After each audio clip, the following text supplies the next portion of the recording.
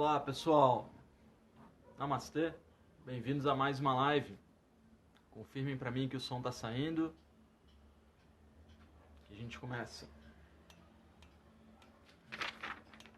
Estou dando uma revisadinha final aqui nas páginas que a gente vai usar hoje.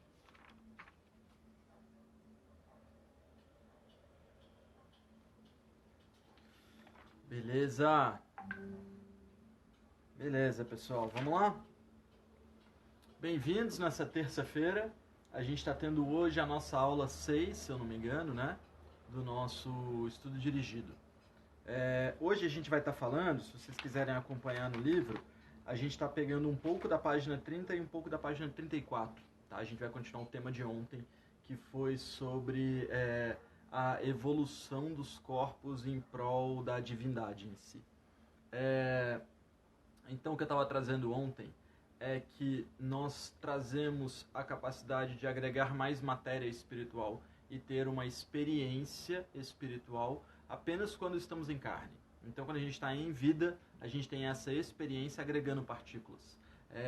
Os textos espirituais dizem que a gente ainda atua quando morre, a gente ainda atua quando espírito, mas os níveis de evolução são muito reduzidos, porque os níveis de experiência são muito reduzidos. Então, a partir do momento que você tem que lutar pela sobrevivência, lutar para comer, para respirar, para viver em todos os sentidos, você tem muito mais capacidade de aprender.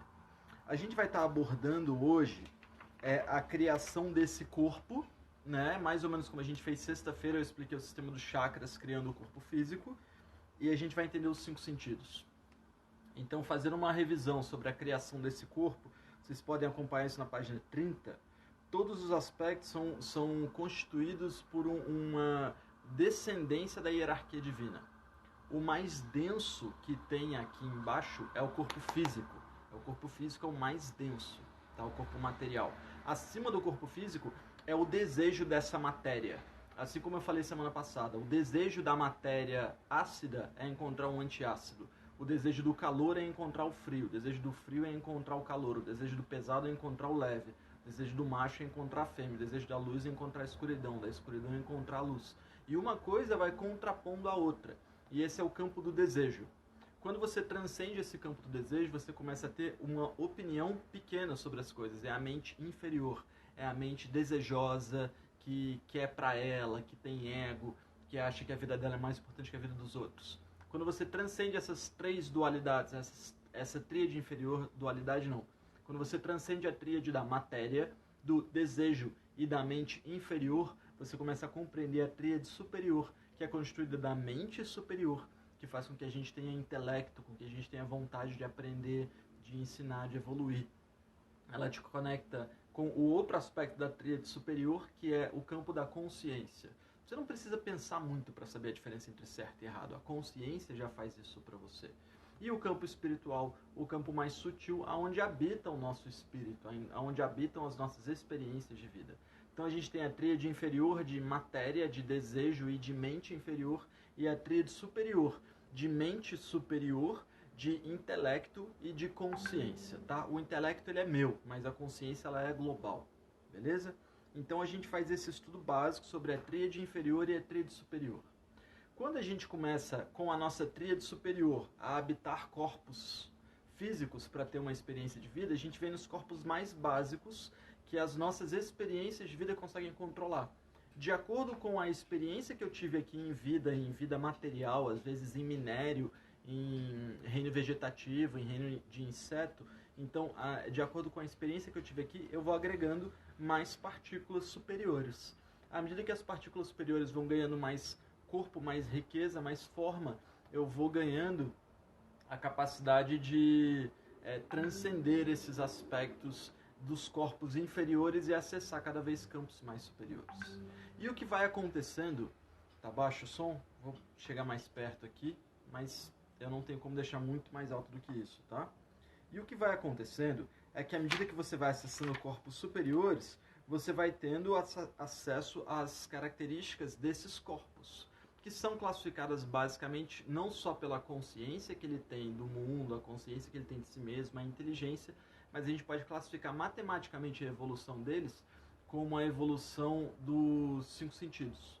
Então vamos fazer um estudo base dos 5 sentidos, vocês encontram isso na página 34, tá? Quando a gente pensa no sentido mais grosseiro, né? Vamos do grosseiro para o sutil. Qual é o sentido mais grosseiro? Tá? As pessoas ficam meio assim, pô, deve ser o quê? Deve ser o tato, né? Só que percebam só uma característica do tato. Para eu escolher o sentido do tato, eu preciso ter uma noção de quem eu sou, preciso mover o meu corpo para sentir o tato. É claro que eu não preciso mover a minha mão se ela está em repouso, mas a base do tato é você se conectar com a matéria.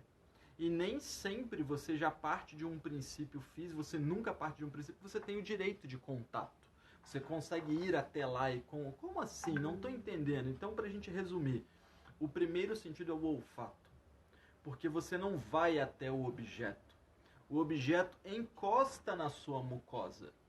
Você não está fazendo uma leitura de se ele é leve, se ele é pesado, se ele é rugoso, se ele é sedoso, se ele é sutil, se ele é grosseiro. Você está sentindo um outro aspecto dele. O aspecto mais terreno que existe é o olfato, porque é aquele sentido que não necessita do seu movimento, não necessita do seu intelecto. Você não precisa ter experienciado o liso para saber... Você precisa ter experienciado o liso para saber que aquilo é áspero. Mas você nunca precisa ter experienciado um cheiro para reconhecer o efeito daquele cheiro. A partir do momento que você sente aquele cheiro, você já entra em contato fisiológico com ele. Então, o sentido mais grosseiro seria o olfato, tá? O segundo sentido mais grosseiro é o paladar, que ele ainda é o reconhecimento do seu sistema fisiológico, seu sistema metabólico. A gente não está falando de sistema nervoso. Então, a língua, por mais que tenha muitos nervos, muitas terminações, a gente entende dentro da criação do Ayurveda que ela parte a partir do contato com o sistema digestivo. Então, o paladar é um sentido digestivo. Não chega a ser um sentido classificado como a evolução dos aspectos mentais, tá? Então, você tem ali o paladar, já é aquela sensação. Você não fala assim, ah não, qual é o sabor disso? Deixa eu pensar. Não, bate o paladar, você sente na hora a sensação do paladar. Tá? O terceiro sentido, a partir do momento que você começa a ganhar a consciência e o discernimento e diferenciar quem você é e quem você não é, você começa a acessar o sentido que já está mais ligado ao sistema nervoso, que é o sentido visual. E aí você começa a ter uma impressão pessoal das coisas. Agora a gente está falando da pessoalidade. Porque quando você sente o olfato, você não está optando por aquilo. Quando você sente o sabor, você até optou por colocar aquilo na sua boca. Mas você não tem um sistema comparativo de sabores de acordo com as suas experiências de vida. Não é bom ou ruim, é mais ou menos estou acostumado ou não estou acostumado. Agora, por mais que a gente ache que é bom ou ruim, mas não é. É tipo, cara, eu tô acostumado com esse sabor ou não tô acostumado com esse sabor. Agora, quando a gente fala de discernimento visual, da visão, a gente começa a acessar uma pessoalidade. Ah, eu tô acostumado com cores vibrantes. Então eu gosto desse quadro que o Edson tem de fundo. Ah, eu não gosto de cores vibrantes, então não tô acostumado com... Aí já é uma pessoalidade. O efeito da cor, ele tá ligado com um impulso elétrico que acontece, ele tá ligado com o efeito do fóton no elétron, gerando um padrão atômico, e isso pode promover a cor verde, pode promover a cor azul pode promover a calma, a cor vermelha pode promover a agitação, mas muito além disso, o discernimento visual ele está ligado a uma pessoalidade, a impressão que você tem das coisas, a impressão visual que você tem de cada coisa. Isso é um subdosha do Ayurveda, mas a gente ainda não vai falar dessas partes de dosha, tá? O quarto sentido mais sutil, então, agora a gente chega no tato. Porque para você ter o tato como um sentido sutil, percebe só, por que você não pode deixar um bebê encostar no fogão? Porque até ele entender que aquilo está queimando, demora um tempo. Mas quando ele vê uma coisa ameaçadora, ele já chora. Então ele responde mais facilmente ao discernimento visual e mais dificilmente ao discernimento do tato. Porque o tato é um sentido que já requer um grupo de discernimentos grandes, um grupo de base grande na sua vida. Então você já tem que saber a diferença de áspero para rugoso, de liso para seco, de liso para áspero, de úmido para seco, e aí dentro de um grande grupo de aspectos você aprende a diferença de quente e frio.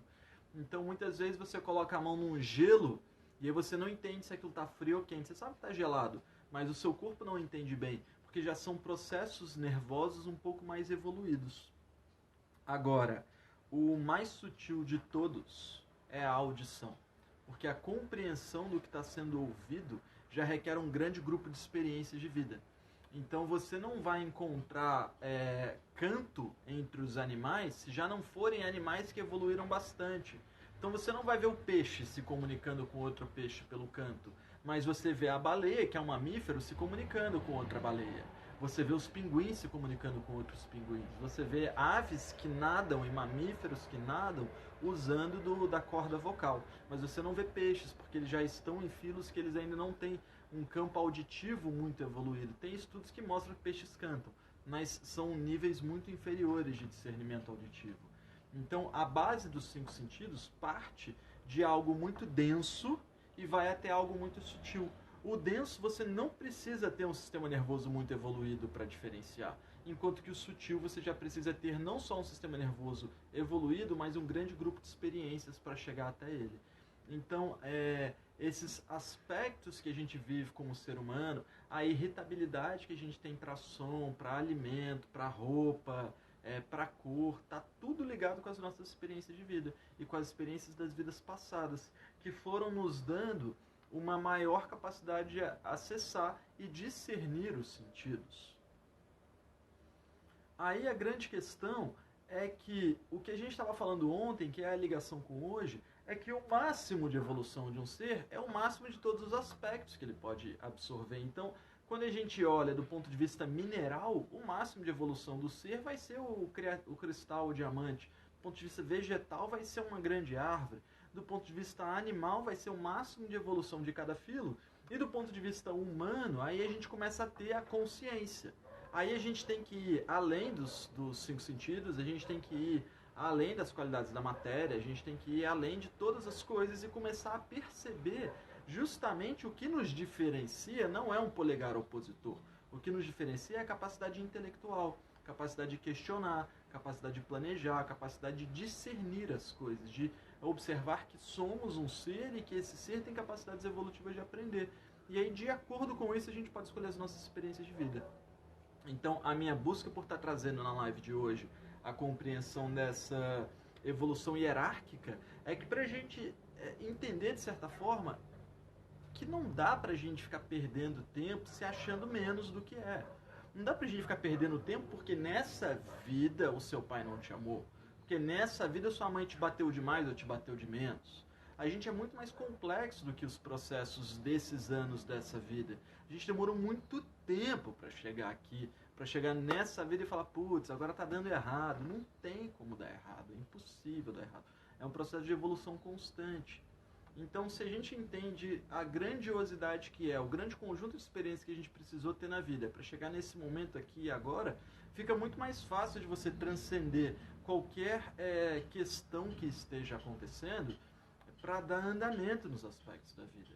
Porque quanto mais você vive, quanto mais experiências de vida você tem, mais próximo de Deus a gente fica. E para quem é ateu e quer entender ainda assim, quanto mais experiências de vida você tem, mais lapidado você fica. E isso vale para todos os seres. Quanto mais você malha, mais forte você fica. Mas agora a gente está falando de uma experiência espiritual, né? De uma malhação espiritual. Então a Ayurveda traz para a gente essas rotinas desses exercícios espirituais. Praticar o Dharma, o Artha, o Kama e o Moksha. Mas esse já é um conteúdo desse foco espiritual que eu quero deixar para a live de amanhã, onde a gente vai falar dos 4 princípios, que eu já falei algumas outras vezes, então para algumas pessoas já pode ser um assunto repetido, mas que eu vou estar falando sempre de outras formas, de formas cada vez mais complexas, completas e diferentes. Então hoje eu queria deixar esse oferecimento, para a gente entender essas bases da formação dos sentidos, entender que cada sentido vai se tornando cada vez mais sutil, que as pessoas que estão muito atreladas aos sentidos inferiores, elas estão muito terrenas, estão muito nos chakras inferiores, estão muito no dosha de Kapha, estão muito na característica de Tamas, estão muito paradas e inertes. E as pessoas que já estão acessando as coisas superiores os sentidos superiores já estão muito mais evoluídas. Ah, mas me dá um exemplo. Mozart, Beethoven, os seres que têm uma grande capacidade de discernimento auditivo eram conhecidos como pessoas altamente evoluídas. Tanto que a gente sabe quem são até hoje. Beleza, pessoal? Então a gente estudou os corpos sutis dos sentidos hoje. A gente deu uma revisada nos 7 campos da espiritualidade. E a gente vai estar dando andamento a essa live, falando durante os próximos dias da semana sobre mente, tá? Agora, eu vou entregar para vocês. Afinal, qual é o mantra mais poderoso? Beleza, eu ia deixar para a live de amanhã, confesso para vocês, tá? Mas a questão é a seguinte, pessoal, já que a gente está seguindo uma hierarquia bonitinha, agradeço vocês estarem me lembrando. A questão é que o mantra mais poderoso vai ser aquele que te conecta com com o aspecto mais potente de todos.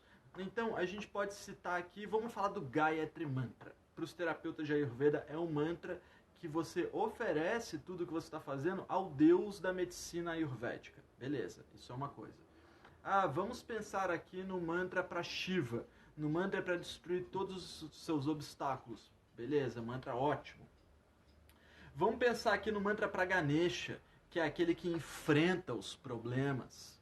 Então vamos cantar um mantra para Ganesha. Pô, legal. Mas assim, tem gente que não está com problema, tem gente que não está precisando destruir os aspectos da vida, tem gente que não está precisando criar com os aspectos de Shakti, tem gente que não está precisando orar para o Deus da medicina porque nem crê que Deus seja um ser tão personificado assim ao ponto de personificar um Deus. O mantra mais potente que existe é aquele que nos conecta com o aspecto divino mais próximo que existe da gente. Então a gente pode orar para Jesus e rezar um Pai Nosso, porque para muitas pessoas esse é o aspecto mais divino que elas conhecem. O que eu conheci e acredito ser o mantra mais poderoso é o mantra que se dedica a Shri Bhagavan Narayana, ao ser que regeria o sol. Imagina que você vai evoluindo tanto, ao ponto de reger o meio. Ah, mas isso não acontece? Será que não? Você como uma planta, você não rege o que está em volta das suas raízes? Você não rege os próprios nutrientes que estão na planta? Você como um animal, comendo adequadamente, pode ser um ser humano, você não rege as enzimas? A enzima não é sua, mas se você não tiver uma alimentação adequada, suas enzimas não vão ser de boa qualidade? Seus tecidos não vão ser de boa qualidade? A gente não está falando que tudo está vivo? Então, você é senhor de si mesmo. Um pernilongo escolhe qual é o sangue que ele vai beber. Então, Narayana é aquele que é senhor de si mesmo. Então, Shri Bhagavan Narayana é o nome dado ao ser que é senhor do Sol. E, consequentemente, senhor de todos os outros logos que habitam o Sol. Então, a gente está falando da Terra, dos outros planetas, dos seres que habitam a Terra. Seria esse o ser que que pediu a ajuda de Jesus. Falou, olha Jesus, você é um hierarca tão forte quanto eu, mas você é o hierarca da Terra, então eu gostaria de que você fizesse a função de trazer ao homem o discernimento de que ele deve amar a si mesmo como ama o próximo. Então, o maior mantra que existe é aquele mantra que vai resolver o seu problema, vai tirar o obstáculo, vai gerar energia na sua pedra da lua para você orar para ela quando a lua estiver nascendo no primeiro dia de lua cheia do mês. Vai ser um mantra que vai aumentar a sua vitalidade, vai aumentar o seu Agni, vai aumentar a quantidade de prana, de tejas, de odyas. O mantra é Om Namo Naraya.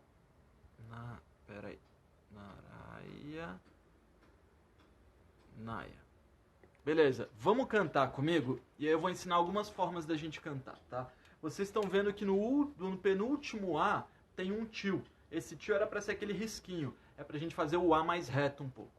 Então, é um mantra para você oferecer a qualquer coisa. Você quer energia, puxa esse mantra. Você quer romper obstáculo, puxa esse mantra.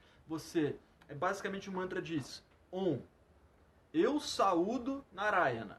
Om, eu saúdo Narayana. Om, eu saúdo Narayana. Pode ser assim: Om, eu saúdo Jesus. Om, eu saúdo Jesus. Mas, como pelos estudos que eu estou oferecendo para vocês, por todas as lives anteriores, e se você está chegando aqui de paraquedas, assiste as lives anteriores, lê o conteúdo Senda no Wikipedia, lê o conteúdo Quem é Narayana e Quem são os Avatares, que está no Google. dá uma olhada no vídeo Ayurveda e a Matemática Espiritual que está no YouTube para você entender por que eu escolhi esse mantra. E não é uma escolha minha, a gente está cantando para o ser de maior grandiosidade que existiria, beleza? E é um mantra bem simples. A gente vai lá, colocou a coluna ereta, colocar as mãos em prece ou as mãos em meditação, em repouso sobre o colo, o que for melhor para vocês. A gente vai tomar uma inspiração profunda. Om Namo Narayanaya. Repara como o penúltimo A é esticado, ó. Om Namo Narayanaya. E é isso. Segue o ciclo. Aí como é que a gente pode usar esse mantra? Vamos potencializar um alimento? A gente pode pegar um leite. Então eu vou ensinar o seguinte, ó, vou ensinar a forma mais nobre de usar esse mantra e ela vai servir para todas as aplicações que vocês quiserem, tá? Vocês podem só trocar o ingrediente que a gente vai energizar. Tem uma pedra que é conhecida como uma pedra que equilibra os doshas e gera vitalidade, tá? Ela pode agravar o kapha um pouco, mas só se você já for muito kapha. Chama Pedra da Lua. Só que não adianta ir no camelô e comprar aquela Pedra da Lua que é cheia de corzinha. Aquilo não é Pedra da Lua, aquilo é sintético, tá? Você tem que comprar uma Pedra da Lua. Ela é leitosa, ela é branca e leitosa. Se você pegar uma gema da lua, que é uma pedra arredondada, seria maravilhosa. Meu bem, meu anel tá aqui do lado, não tá? De pedra da lua? Não? Aqui, pessoal, eu tenho um anel de pedra da lua, ó. Vamos ver se vocês conseguem ver essa imagem dele aqui. Tá, beleza. Vocês estão vendo ele aqui, é uma pedra branca e leitosa, levemente acinzentada. Você pode utilizar essa pedra para ela te gerar energia. E cara, mas como assim? Porque essa pedra ela tem ojas, ela tem vitalidade. Então se você encostar ela no seu corpo, ao decorrer de meses você extrai a vitalidade dela. Mas o problema é que a pedra quebra. Ela fica cinza, ela fica opaca e começa a rachar. Então você tem que energizar a sua pedra. Sempre que você for usar a pedra, vê primeiro o seguinte, é uma pedra leitosa, então a gente vai energizar no leite. Não, é uma pedra cristalina, então a gente vai energizar na água, tá? Se for leite, leite integral. Se for água, água com sal do Himalaia. Ou sal de rocha, ou um sal nobre. Beleza? Sal grosso, pode ser. Beleza. Vou pegar a pedra e no momento em que a lua cheia, a primeira lua cheia estiver nascendo, ó, não deu pra fazer desse jeito. Não tem problema, nada. Eu vou dar o perfeito do perfeito, se vocês fizerem assim, ótimo. Se não, faz como dá. Você vai pegar a sua pedra, o tamanho da pedra influencia, tá? Mas desde que ela seja uma pedra bem lapidada, já tem ótimos efeitos. Então a gente vai pegar a nossa pedra da lua ou o nosso cristal. Vai colocar a pedra imersa no leite, se for leitosa. Se for uma pedra cristalina, vai colocar imersa na água com sal. Você vai colocar, não pode ser leite vegetal, tá? Para pedras leitosas não faz efeito algum. Você vai colocar essa pedra no leite na hora que a lua está nascendo. Aí você olha lá, nasce 5 da manhã, não vou conseguir. Tudo bem, cara, faz 6 da tarde do dia seguinte, mas se você fizer no horário de nascimento, melhor. A lua está nascendo no horizonte, jogou a sua pedra na água, jogou a sua pedra no leite, coloca ela em frente a você, ó. Coloca a pedra em frente a você, dentro do copo, coloca as mãos em frente ao copo, ou então coloca o copo com a sua água dentro da sua mão. E começa. Om Namo Narayanaya. Om Namo Narayanaya. E vai. 108 vezes. Beleza? Uma vez por mês, 108 vezes. Depois você deixa a sua pedra dormir ali da noite pro dia. Tá? Deixa ao menos 10 horas ali. Tira, lava a água, só água corrente. Beleza, sua pedra está pronta para você usar por um mês. Isso vale para todos os elementos, tá? Você quer orar para o seu prato? Pode orar com Om Namo Narayanaya. Você quer orar antes de dormir? Pode orar com Om Namo Narayanaya. Mas faça isso de forma consciente. Faça isso ciente de que estamos adorando a Deus, tá? Estamos adorando ao aspecto divino mais próximo que existe da gente, que é o regente do sol, que seria um dos 7 grandes mestres. Algumas pessoas já ouviram falar disso, tá? Então fica aí o mantra de hoje para vocês. É um mantra muito poderoso. Eu aconselho que vocês estejam dando uma revisada nos conteúdos que a gente falou das outras semanas. E a gente está fazendo justamente, eu ia mostrar ele aqui, mas eu vi que eu não vou ter capacidade de câmera, de visual para fazer isso nesse momento. A gente está fazendo um ghee medicado no cobre, onde a gente está justamente cantando o mantra Om Namo Narayanaya, Om Namo Narayanaya, durante a produção desse ghee medicado no cobre. Ele depois vai virar um grande elixir para a pele, tá? Mas aí eu vou apresentando em outras aulas. A gente vai estar falando amanhã dos aspectos sutis. Então a gente vai continuar mais ou menos na página 36 e 37 em diante, formando a mente e as características mentais. E a gente vai estar falando desses aspectos, são aspectos mais sutis ainda, tá? Deixa eu ver as perguntas de vocês. Diana, no leite, de onde vem a indicação? Não entendi. É um mineral? Qual a relação dela com o leite animal? Aliás, nem é o leite que se vende no mercado, desculpa a ignorância. Claro, Diana, pergunta é pra gente perguntar mesmo. Quando a gente pensa nos maiores nutrientes que existem, o leite é o maior nutriente do planeta. Então ele é o que tem mais elementos nutritivos, ele é riquíssimo de todos os elementos. Então revestir a pedra nesse ingrediente leitoso literalmente sela ela, tá? Pode não fazer tanto sentido do ponto de vista... Olha só, vou te dizer um estudo, página desse livro aqui, pessoal. A gente está fazendo um estudo desse livro, tá? Ayurveda, a Ciência da Longa Vida. Vou te dizer uma coisa para você dar uma estudada, Diana, que talvez, assim, eu gosto muito de comparação. Tem um estudo de que as plantas crescem mais mediante diferentes músicas que você coloca. Quanto mais agitada a música, tipo um rock and roll pesado, mais a planta cresce, mas ela perde a simetria. Quando você coloca um Mozart constante, por exemplo, ela cresce não muito, mas ela cresce harmônica e todas as folhas crescem simétricas. Então, quando você coloca um nutriente muito potente em volta desse elemento que está desnutrido e coloca uma vibração muito potente dentro daquilo, aquilo agrega, tá? Tem muitas teorias energéticas de como eu posso explicar isso para você. A gente pode explicar por foto Kirlian, que é a foto da energia Reiki, que mostra os elétrons se comunicando bem ou os elétrons se comunicando mal. E quando uma pedra está acinzentando, quebrando e sendo esfarelada, ela está perdendo a qualidade elétrica dela. Ela já está cheia de neutrino, ela já está cheia de radical livre. Então o leite faz essa restauração, tá? O leite com um mantra. Na lua cheia, que é o momento que a água está super dilatada, então é realmente o sentido físico. Se você olhar as plantas na lua cheia, você vê que elas estão carregadas de água. A molécula de água dilatou, então fica mais fácil de entrar alguma coisa nova, tá bom? Tem mais uma pergunta ali? Deixa eu ver, rapidinho. Flávia, seria quase a mesma coisa que oração budista? Sim, você pode cantar o Om... Esqueci o mantra, mas é o Padme Hum, né? Mas eu esqueci o mantra completo. Om Mani Padme Hum, né? Obrigado, meu bem. E vale levar em conta, assim, que eu só estou trazendo esse mantra como o principal porque é o que mais fez sentido para mim. Em todos os estudos que eu fiz, eu vim a entender que se eu orar para o ser de maior evolução hierárquica da nossa área, eu vou estar zerando o barato. Então, é a minha compreensão. E é o que eu trago para vocês hoje. Espero que vocês tenham gostado, tá? Sula, se a pessoa não tem tanto discernimento na escuta, significa que está menos espiritualizado? Não, Sula. Aí já envolve milhões de coisas. Às vezes está com Agni fraco, às vezes está com muito cerume no ouvido. Não que só a cera vai diminuir a capacidade auditiva, mas diminui o discernimento do que é o ouvido, tá? Então a gente tem que levar muita coisa em conta, tá bom? Beleza, pessoal.